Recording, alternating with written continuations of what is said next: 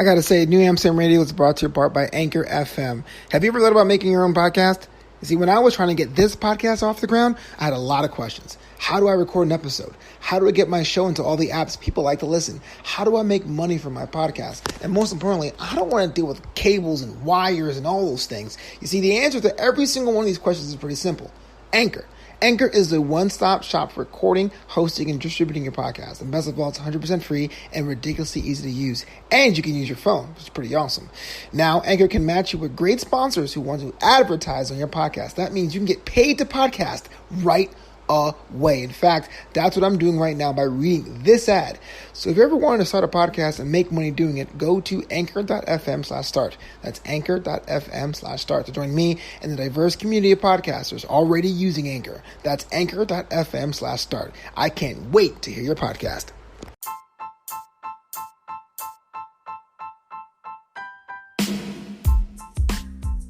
New Amsterdam Radio starts now. Hello, everyone. It's Flobo Boyce, and I'm back for another episode of the podcast for creatives. I am currently drenched in sweat here in Southern California, especially in the Los Angeles area. We've been suffering a bit of a heat wave, and I say a bit because it's been almost 2 weeks. I mean, it's hot a couple of days and it cooled down, but then it became humid. It's just been a muggy mess, which everyone who's listening to this across the nation is like, yeah. And what can I say? I've been here so long, I'm accustomed to my dry air. Today's episode it was brought to you in part by all the other episodes here at newamsterdam.com. Check it out. The archives are available. You can stream this podcast on Spotify, on Spreaker, on YouTube, Apple Music, all of that. Today's guest is one that I worked with at the DJ side of my life, DJ Kara. She has been killing it, as the kids say, here in Los Angeles, getting the big gigs, establishing herself as a brand, and is making the leap from doing something you love and passionate about until being an entrepreneur, doing something you love and being passionate about. It was an honor for her to have me on the show, and I just love picking her brain about all the cool things when it comes to DJing and branding and being yourself. So I hope you guys enjoy it. It's DJ Kara, and it starts right now. Welcome back to New Amsterdam, the podcast for creatives. Welcome, citizens. I am being joined by someone I've worked with professionally and I've come to know personally as one of the premier DJs in Southern California and Los Angeles. DJ Kara, how you doing? What's up? Yo, so can I say that I am impressed of your trajectory? Because I remember 3 or 4 years ago, we were at this multi-op, is what they call in the business, right? There's this DJ company that had a lot of DJs on their roster, and you were discussing about jumping off and being your own person, your own brand, and you've done that in spades. Talk to me about DJKaraLA.com and what you've been working on. All right, yeah. So yeah, I did. I branched off from that company, and yes. And I did that about, almost 2 years ago now, officially, because I kind of was branching off a little, but officially was. Wait, almost, it was like a spy mission? Were you just like, It was I was really off and on. I don't know, you know how that company was? It was exclusive, and then I was exclusive, then I wasn't exclusive, then I was, and it was just a weird combination for a little bit of me kind of branching off, and then I officially did it about 2 years ago, and then after that, it was whoa, kind of went full head on with my own business, DJ Kara LA, and just built it up. And of course, working with that company helped because I had, a ton of experience at that point because, as you know, they kept DJs pretty busy. And so I had a ton of experience, and then was able to connect with a lot of different people. So it was when I branched off, it was a perfect timing. So I really do it on my own and work with the certain clients because they already kind of knew who I was at that point. So was DJing the dream, the passion, or something you fell into? Oh yeah. When I first started, I just immediately fell in love. I was oh my gosh, this is what I'm going to do. I can do this and I can do this. I think I can do this really well. And so I was just I gotta learn as much as I can. And then my goal was to just build it up and just see where it could take me, because I felt I could really I think I felt like I could really do something, especially because I'm female and female DJ. I felt like, yo, like this is an opportunity here because there's not many of us. So Sure. yeah. Yeah. Because I've seen that a lot in your branding. Like you said, like line one, you Google DJ Kara. It's like LA based female DJ. Your props for putting that on your back, but what does that mean to you specifically? I mean, I understand that most DJs tend to be guys, but like what does that mean to you when you get into the booth, when you do your mixes? Like, how do you like exemplify that with your work? Yeah, I mean, I'm a girl. I like shout out. So it's like it's like ingrained in me, and I think I really like to present that because there's, like I said, there's so few females, and I think that it's an edge, and I think that that's why I lead with it, and I think that, you know, when I DJ, it's, you know, I have a certain perspective that I think is a little bit different from the typical DJ being male. And it just comes from like a natural thing. Like me growing up as a girl, like I'm a girl, and like I had, you know, my friends that were girls for the most part when I was like 13, you know, we're listening to certain kind of music. Yeah. And it was probably a little bit different from what the boys were listening to. It's just a little bit more feminine, you know, Beyonce, we got Missy Elliott, we have TLC, we have Lauryn Hill. All of this stuff, all of this music is the music that I just love so much. And that's the music I play. My style is very feminine. And so like, I love getting into the girl, like all the girl, like Destiny's Child, like that was my childhood. Yeah. And so that's kind of why I lead with it. It's just like the music that I select when I'm DJing, it's very female driven, just in terms of like the taste. So yeah, that's kind of why I lead with it. And it's still me. I'm not like trying to be like, you know, anyone that I'm not. I'm just me, and I'm a girl, and I play music that I love, and I feel like it kind of works for me, and I think it works for the business in terms of being a DJ. It's like, hey, this is my perspective. And that's kind of why I lead with female DJ Los Angeles. I think, yeah, it kind of has something to it. I love to see my friends do the thing, blow up. You know what I mean? I'm on that social media. I got two questions right there, but the first question is actually more important. Jumping off, starting your own business, this client list. I mean, I am on your website right now, djkarala.com. Past and current clients include Tesla, Bentley, Amazon, Zillow, HBO, Under Armour, Google. I mean, what? Put me on. How? And how's it feeling to being like the one that gets a call like Batman when someone's like, we need a party hot? Call DJ Kara. So how did I get it? How did I have this clients? Yeah. Okay. Well, I think, you know, like the company we worked with, I think that was a big part of it. And that's, I really, because it was the experience I got from that company and using that alongside, you know, because like while I was working with the company, I was really building up my brand at the same time.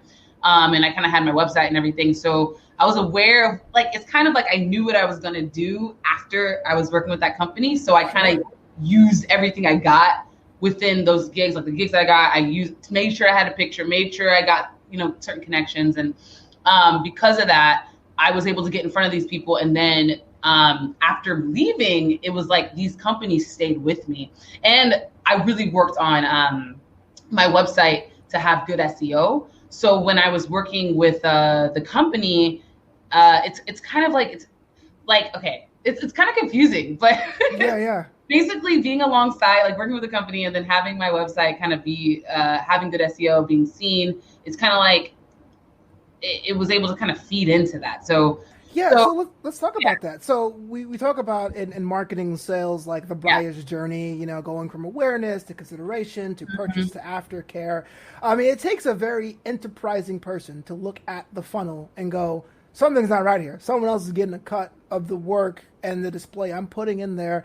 I mean, that must be the most terrifying part, though. I mean, if you're outsourcing that part of the journey to another company, you saying, forget having my own brand and a flashy website. It's you saying, no, I'm going to handle the customer and handle their booking. I mean, what that has been like nerve-wracking. Or am I just like handling the sales? Handling the sales, saying, look, I am the best. You need to book me. I mean, it must be crazy for a creator who's trying out their own brand. That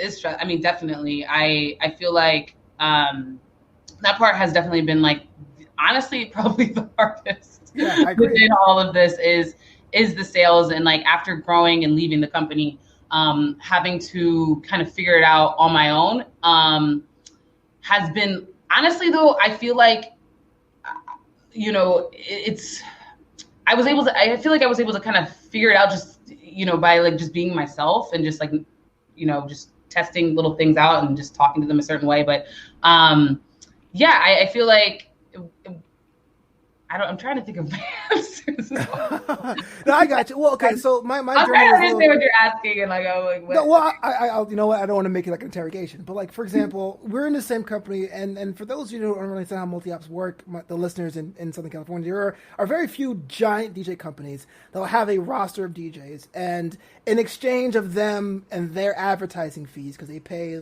the Yelps and all that, they book on your behalf, but they take a cut of it. And not getting into the nitty gritty of it, it isn't like an agent getting 10%. The cuts are way bigger than that. And so what happens is that DJs have a certain time of tenure or skill level where they go, I'm out. I can do it myself. And what happens is that a lot of newer DJs who aren't as experienced come at the bottom. And so the reason why I left this company was I couldn't maintain the quality across the brand. I would go to events and people were like, oh, I used you guys last week and you were terrible. And I go, but I'm fly, you know? Exactly. So I made that jump in 2017, and it was hard for me to learn websites and business tax, quarterly taxes, self-employment tax. There really isn't a handbook or resource. So that's why I like to see like how other people handle it, because that was what held me back. Like, it was easy to pick up a phone or my laptop and go, oh yeah, I'm free next Friday. But the benefit of doing it myself has paid off dividends, you know? Oh yeah. I know exactly. Now I see what you're saying. Yeah, that learning curve, man, that was actually really difficult. Like starting my business, I started an LLC, and and then figuring out my prices, like that was also difficult. And like certain, you know, some of these clients coming in, like I was unsure. Like, so for instance, like that company would book me at first. So like I said, they came in, then the company would book me. And then I left soon after that. And then these companies would follow me. And then they'd ask, hey, what's your price?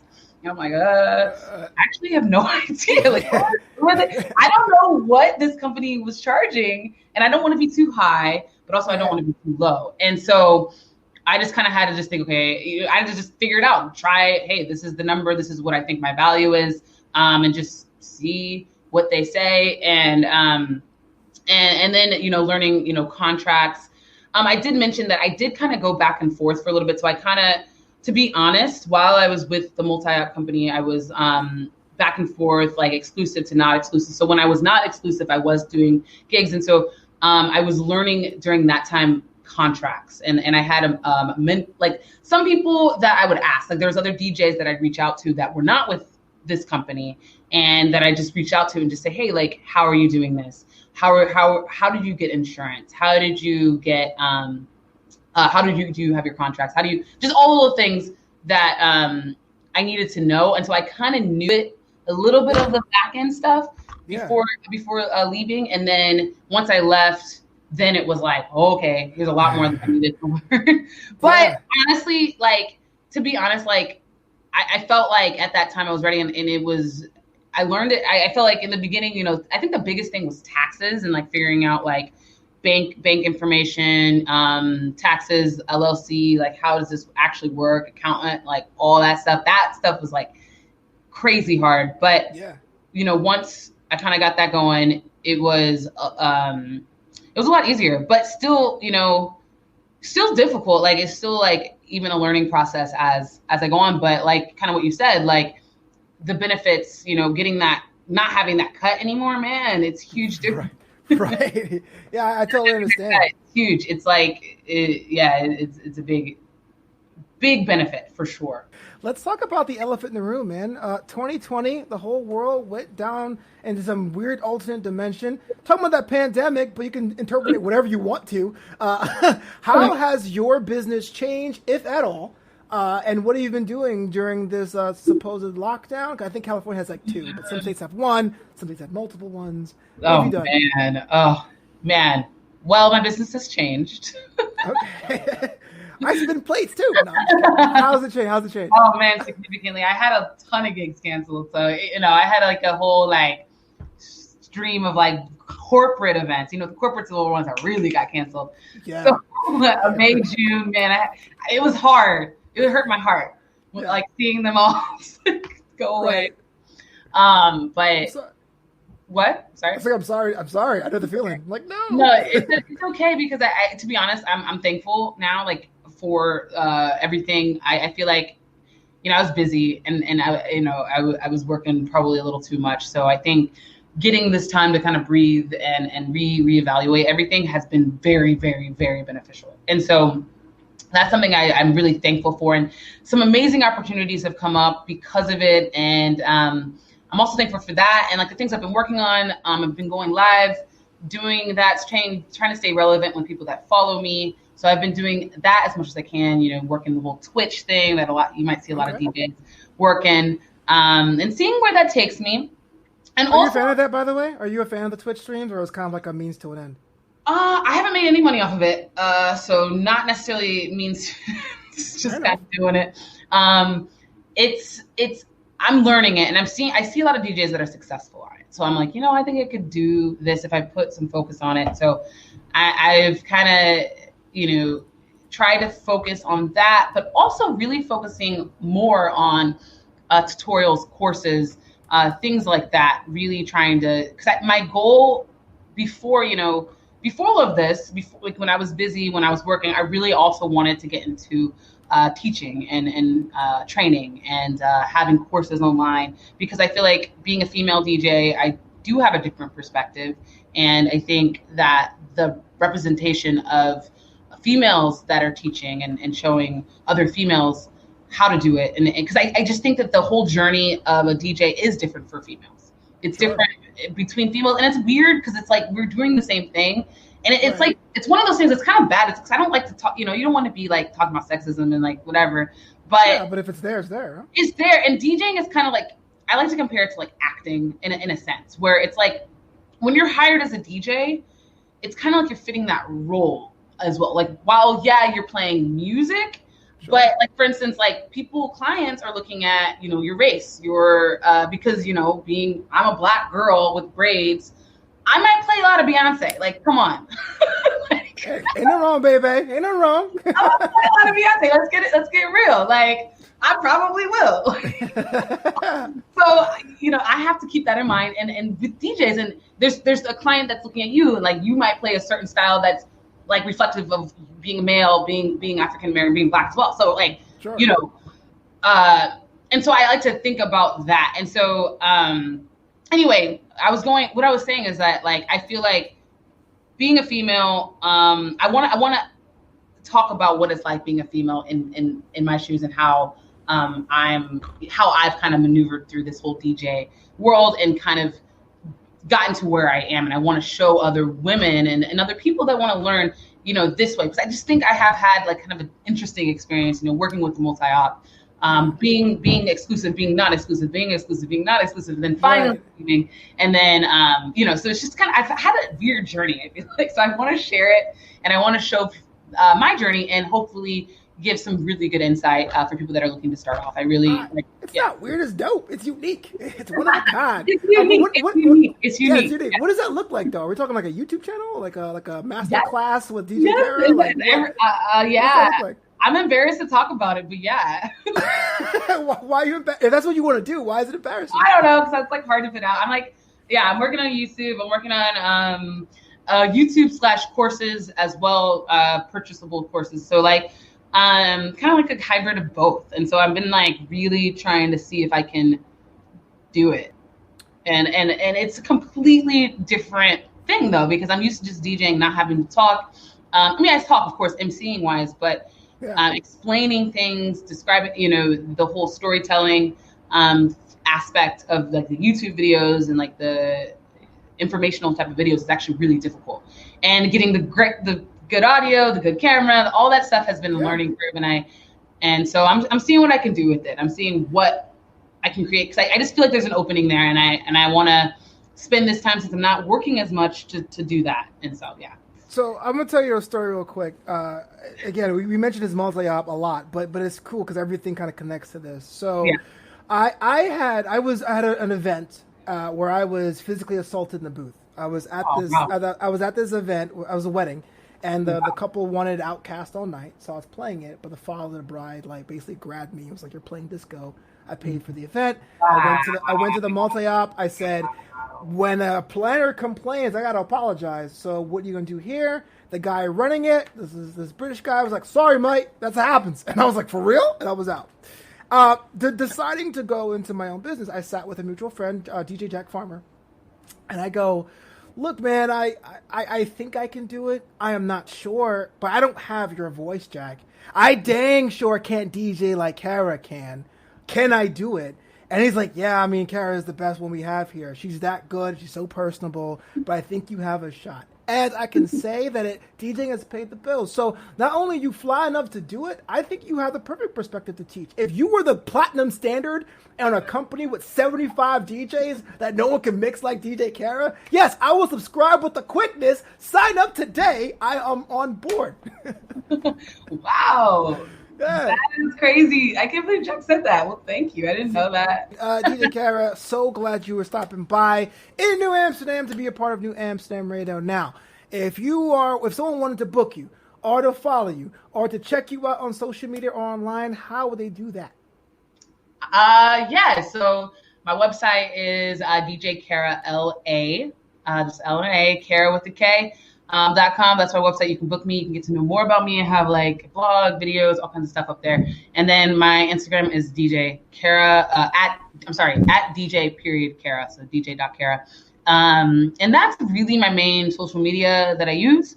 So pretty much post everything up on there. And then if you want to follow me on Twitch, which would be dope because I'm building that up. I'm trying to see what I can do with that. It's twitch.tv/DJ Kara TV. So.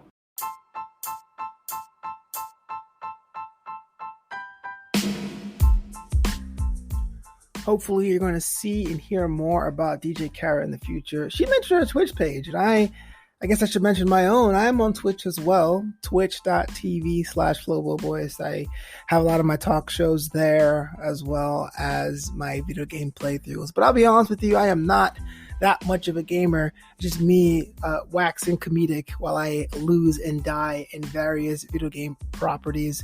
I want to say DJ Kara is an inspiration. Just to see her build her foundation, her empire is something to be behold. Hopefully I can have her back on a future episode of New Amsterdam Radio. If you want to hear more about my interview with DJ Kara, the extended versions over at the Patreon. Join the Boisterous crew over at patreon.com/Flobo Boyce. I got to really drill deep and ask her even more questions, and she got even more insight about her journey and her dream and her craft. So if you haven't already, check it out, patreon.com/Flobo Boyce. That is the website for the Boisterous crew. As for me, I'm going to try to cool down, get myself Italian ice or something. Hopefully this heat wave breaks by next week. And it's New Amsterdam Radio, and as always, this city is yours.